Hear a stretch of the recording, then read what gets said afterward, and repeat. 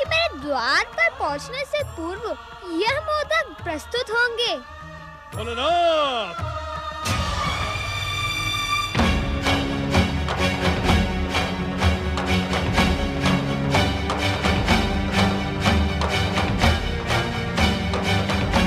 हे विचित्र प्राणी, कौन है तू? हट जा मेरे मार्ग से। हमें अपने आराध्य भगवान शिव के दर्शन करने हैं। विचित्र प्राणी मैं हूँ अथवा तुम? क्या तुम्हें इतना भी विवेक नहीं कि यह समझ सको कि इस परम पावन कैलाश की शांति को भंग करना भयंकर अपराध है? हे विचित्र प्राणी, पहले ये बता कि तू है कौन और हमारा मार्ग रोकने का अधिकार तुझे किसने दिया? मुझे यह अधिकार आपके आराध्य भगवान शिव ने दिया है। उनकी आज्ञा है कि माता पार्वती के कक्ष में किसी को प्रवेश करने न दिया जाए। ओ, हमें माता पार्वती के नहीं, अभी तो अपने आराध्य भगवान शिव के दर्शन करने हैं। इस प्रकार हंसकर तू हमारा अपमान कर रहा है, गजमुख। अर्थात अब तो तुम मुझे पहचान गए। अब अपनी भी पहचान बता दो परशुधारी, क्योंकि मुख से तो तुम ऋषि लगते हो, किंतु ऋषि हाथों में पशु धारण न करके कमंडल धारण करते हैं। इस कारण तुम ऋषि नहीं हो सकते। ये तो सिद्ध हो गया। हम कौन हैं? ये तुम जैसे विचित्र प्राणी को बताने की हमें तनिक भी आवश्यकता नहीं है। हमें भीतर देखने दो, कहीं हमारे आराध्य भगवान शिव शंकर भीतर तो नहीं है? ये कैलाश का नहीं, माता पार्वती के कक्ष का द्वार है। यदि कैलाश द्वार पर प्रहरी होता तो तुम भीतर ही ना आ पाते। मूर्ख बालक, मेरा मार्ग अवरुद्ध करके तूने अपने सर्वनाश को आमंत्रित किया है। सावधान! शिव त्रिशूल से टकराने का दुस्साहस न कर, अन्यथा तू यहाँ से जीवित नहीं लौटेगा।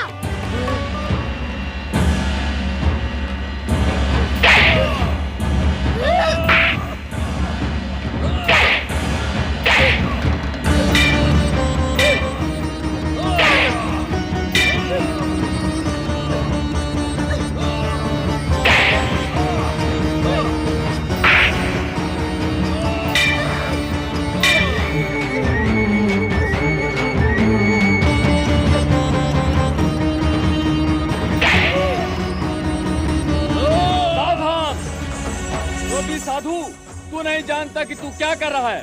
तू किससे टकरा रहा है? ये अग्र पूजा के अधिकारी हैं, पार्वती नंदन श्री गणेश हैं। शीघ्र कैलाश से लौट जा, नहीं तो तू अपने इन प्राणों से हाथ धो बैठेगा। पुत्र यदि पुत्र की मर्यादा भूल जाए तो उसे दंडित करना गुरु का कर्तव्य होता है। ये विचित्र प्राणी मेरे मार्ग में क्यों आ रहा है? ये श्री गणेश शिव आज्ञा से द्वार के प्रहरी हैं। भक्त और भगवान के मध्य कोई प्रहरी नहीं होता। इस तरह मेरा अपमान और मुझ पर प्रहार करके इसने अपने सर्वनाश को आमंत्रित किया है। ये त्रिशूल मेरे पिताश्री शिव शंकर का है। इससे किसी के प्राणों को लेने का अधिकार मुझे नहीं है। इसलिए अंतिम बार कह रहा हूँ, जैसे आए हो वैसे ही लौट जाओ, अन्यथा परिणाम भयानक होगा।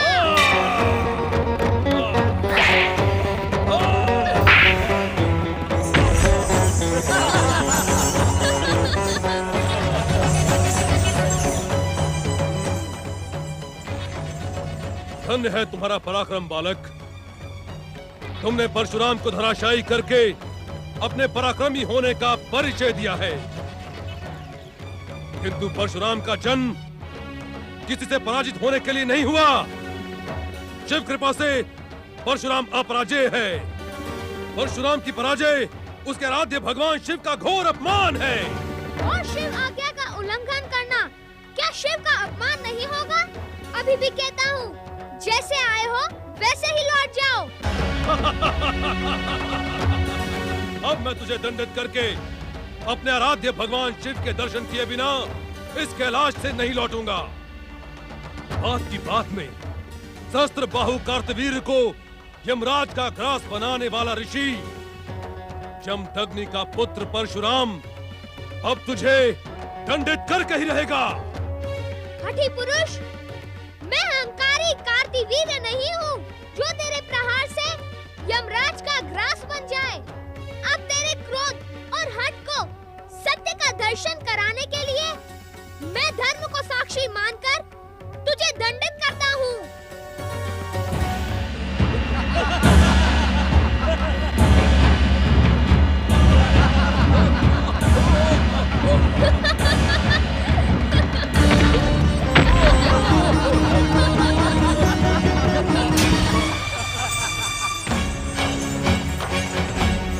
पराक्रमी बालक, तेरा पराक्रम तो वास्तव में प्रशंसनीय है। वाह! किंतु मैं भी परशुराम हूँ, जिसका प्रतिशोध और प्रतिरोध कभी थमने का नाम नहीं लेता। मैं अपनी शिव भक्ति को दांव पर लगाकर अपने आराध्य भगवान शिव का नाम लेकर तुझ पर प्रहार करता हूँ। ओम नमः शिवाय। हाँ!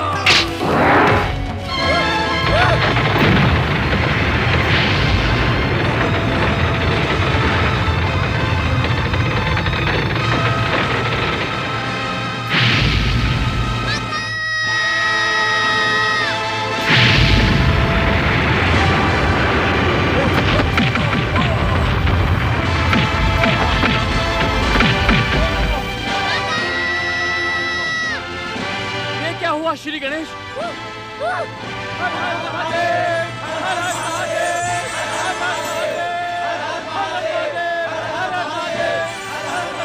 ओम नमः शिवाय।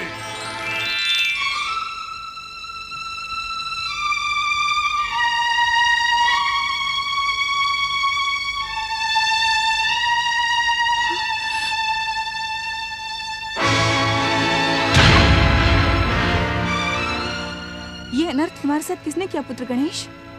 परशुराम तुम? क्या तुमने प्रहार किया मेरे गणेश पर? उत्तर दो, अन्यथा मेरा क्रोध तुम्हें भस्म कर देगा। नंदी, भृंगी, शिवगणों, उत्तर दो। श्री गणेश पर प्रहार करने का दुस्साहस किसने किया? माता, इन्होंने आते ही क्रोधित होकर हम सबको प्रताड़ित किया और श्री गणेश से युद्ध करने लगे।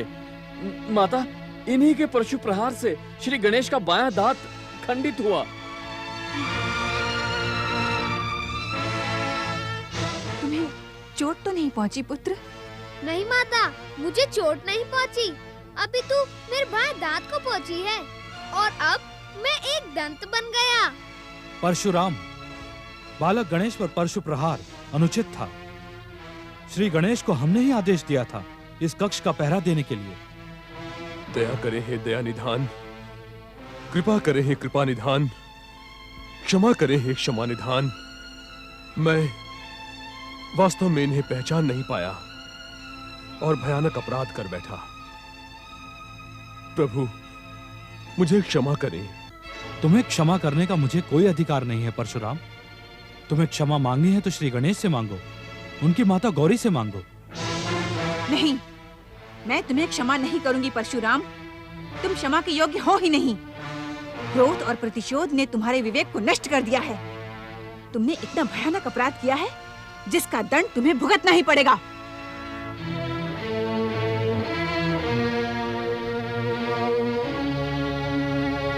हे ममतामयी जगदम्बा, हे शक्ति स्वरूपा, अपने इस पुत्र के ज्ञान को क्षमा कर दें।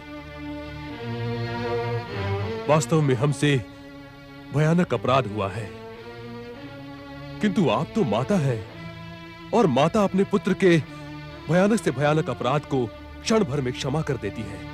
किंतु तुम क्षमा के योग्य नहीं हो परशुराम। अपने आराध्य भगवान शिव के पुत्र पर शिव का नाम लेकर प्रहार करके तुमने जघन्य अपराध किया है।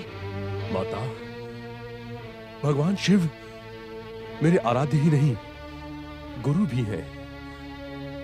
उस गुरु के नाम पर ही मुझे क्षमा कर दे माता। जिस गुरु की तू दुहाई दे रहा है परशुराम, क्या उसी के पुत्र पर तेरा प्रहार गुरु दक्षिणा मानूं?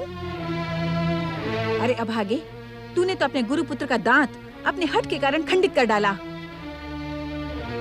चराचर जगत के स्वामी भगवान विश्वनाथ का अमोघ अस्त्र पाकर तो एक मूषक भी वनराज सिंह का वध कर सकता है परशुराम।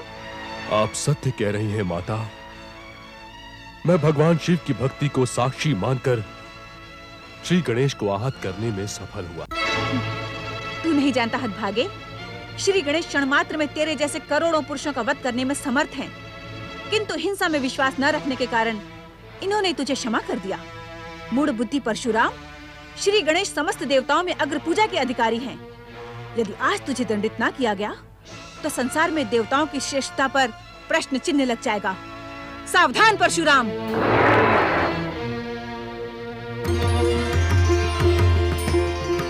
श्री गणेश, जिस प्रकार तुम हमारे श्री महागणेश के अवतार हो, उसी प्रकार श्री परशुराम भगवान श्री हरि विष्णु के अंशावतार हैं। तुम्हें एक दंत बनाने के लिए ये लीला हमारे द्वारा ही रची गई थी। इस कारण माता पार्वती के क्रोध से परशुराम जी की रक्षा करो तथा इन्हें उचित सम्मान प्रदान करो।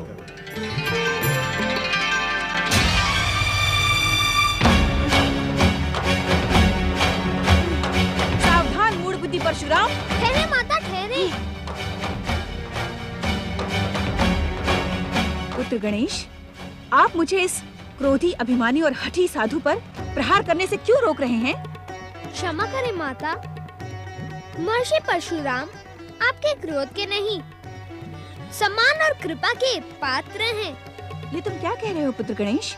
जिसके अहंकार ने अग्र पूजा के अधिकारी गौरी पुत्र श्री गणेश पर प्रहार करने का दुस्साहस किया हो, तुम उसे हमारे सम्मान और कृपा का अधिकारी बता रहे हो? आप क्रोध का त्याग करें माता।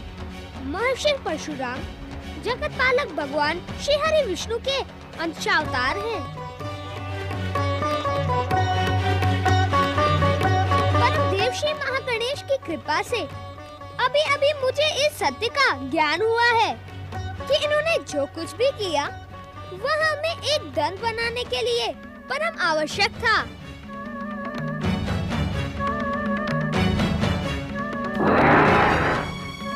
भगवान परशुराम इस अज्ञानी बालक के अज्ञान को क्षमा करें। उस समय मेरी आंखों पर अज्ञान का आवरण पड़ा था। इसी कारण मेरे द्वारा उत्तेजित किए जाने पर आपका क्रोध जाग गया और आपने अपने परशु प्रहार से मुझे एक दंत बना दिया। भगवान, अपनी इच्छा मात्र पर आप मेरा मस्तक भी उड़ा सकते थे, किंतु भयानक क्रोध के मध्य आपका धैर्य प्रशंसनीय है। मुझे क्षमा कर दे भगवान। आप धन्य है माता, और धन्य है आपका ये पुत्र श्री गणेश। इन्होंने मुझे ज्ञानी को न केवल अपनी महानता अपितु मुझे सत्य का भी ज्ञान करवाया। मुझे क्षमा करें माता। भगवान परशुराम, जिस प्रकार मेरे द्वारा प्रकट किए श्री गणेश का मस्तक कटकर गजानन बनना आवश्यक था, उसी प्रकार इनका एक दंत बनना भी स्वयं श्री महागणेश की लीला का एक अंग था। न आप लज्जित हो, न मुझे लज्जित करें। जो कुछ भी हुआ वो शुभ ही हुआ, ये समझकर क्षोभ का त्याग करें और श्री गणेश को बुद्धि, सिद्धि और सफलता का आशीर्वाद प्रदान करें। माता, मैं तो स्वयं परम देव श्री महागणेश के अवतार, अग्र पूजा के अधिकारी गजानन श्री गणेश के आशीर्वाद का आकांक्षी हूं। श्री गणेश ने माता मुझे ज्ञानी को सत्य का ज्ञान करवा के धन्य कर दिया। माता, किसी भी व्यक्ति को क्रोध करने से पूर्व धैर्य, संयम और विवेक से उस स्थिति पर विचार कर लेना चाहिए। अग्र पूजा के अधिकारी श्री गणेश, शक्ति स्वरूपा माता पार्वती को ये परशुराम बार बार प्रणाम करता है। शक्ति स्वरूपा माता पार्वती, श्री गणेश भगवान परशुराम की। शक्ति स्वरूपा माता पार्वती, श्री गणेश भगवान परशुराम की। एक एक दंत श्री गणेश की, गौरी पुत्र श्री गणेश की, एक दंत श्री गणेश की, गौरी पुत्र श्री गणेश की, एक दंत श्री गणेश की, गौरी पुत्र श्री गणेश की, एक दंत श्री गणेश की, गौरी पुत्र श्री गणेश की। नमो नमो नमो शिवाय। मेरे आराध्य भगवान शिव शंकर, शक्ति स्वरूपा माता पार्वती की कृपा तथा भ्राता श्री गणेश की शुभकामना से मैं अपराध मुक्त हुआ। भोलेनाथ, आपकी कृपा के कारण ही ये सब संभव हुआ है। हमारे कारण कैसे परशुराम? जब देवी पार्वती का क्रोध चरम सीमा पर था, तब हम वो स्थान ही छोड़कर चले आए थे। नारायण नारायण नारायण, श्रीमन नारायण नारायण नारायण, नारायण नारायण। अग्र पूजा के अधिकारी श्री गणेश को प्रणाम। ओम नमः शिवाय। प्रणाम माता पार्वती। प्रणाम महर्षि परशुराम। प्रणाम। इतनी शीघ्र तुम्हारे कैलाश आने का हमें तो कोई विशेष कारण दिखाई नहीं पड़ता नारद। नारायण नारायण महादेव, जब से मैंने गजानन श्री गणेश की मनमोहक छवि के दर्शन किए हैं, तब से मेरा मन बार बार इन्हीं मनमोहन को देखने को करता है। इसी कारण मैं नारायण नारायण। देवर्षि, आपने मुझे कैलाश पर किसी विशेष घटना का संकेत तो दिया था, किंतु ये क्यों नहीं बताया कि गौरी पुत्र गजानन श्री गणेश कैलाश में प्रकट हो चुके हैं? देवर्षि, यदि आप मुझे उसी समय श्री गणेश के प्रकट होने का ज्ञान करवा देते, तो मैं भला श्री गणेश से संघर्ष करने का साहस क्यों करता? संघर्ष? नारायण नारायण। हाँ देवर्षि, संघर्ष। आपने परशुराम को इसी कारण शिव आराधना से जगाया कि इनके और श्री गणेश के मध्य संघर्ष हो, जिससे श्री गणेश एक दंत बन जाए। नारायण नारायण महादेव, मैंने तो श्री परशुराम जी को गजानन श्री गणेश के दर्शन करने की प्रेरणा दी थी। तुम्हारा कथन यदि सत्य है नारद, तो तुमने इन्हें श्री गणेश के विषय में क्यों नहीं बताया? पिताश्री, देवर्षि नारद ने जो भी किया, उसमें नारदीय लीला कम, अपितु परम देव श्री महागणेश की इच्छा अधिक थी। अतः इसमें इनका तनिक भी दोष नहीं है। इन्हें क्षमा कर दीजिए पिताश्री। एक दंत श्री गणेश, हम नारद के स्वभाव को भलीभांति जानते हैं। इनके हर कार्य में दूसरों को सुख पहुंचाने की भावना प्रबल रहती है। इसी कारण हम त्रिदेवों त्रिदेवियों की कृपा और क्षमा प्राप्त रहती है इन्हें सर्वदा। नारायण नारायण। आप धन्य हैं श्री गणेश, आप धन्य हैं। संकट के समय आपने अपने भक्तों की रक्षा करके अपना विश्ववरदाय नाम सार्थक कर दिया। बोलिए एक दंत विश्ववरदाय गजानन श्री गणेश की जय। एक दंत विश्ववरदाय गजानन श्री गणेश की जय। अब आप यहाँ से किस ओर प्रस्थान करेंगे देवर्षि नारद? स्वामी, आपने अपने परम भक्त नारद को कभी अपना अतिथि तो बनाया नहीं। अतिथि बनाने के स्थान पर आप इनसे प्रस्थान के विषय में क्यों पूछ रहे हैं? नारायण नारायण माता, भोलेनाथ ने मुझे उचित समय पर संकेत दिया है। मैं यहाँ से अपने गुरु देवगुरु बृहस्पति के दर्शनों के लिए स्वर्गलोक जाने के लिए सोच ही रहा था। आप सभी के एक साथ दर्शन पाकर मैं कृतार्थ हुआ। ओम नमः शिवाय।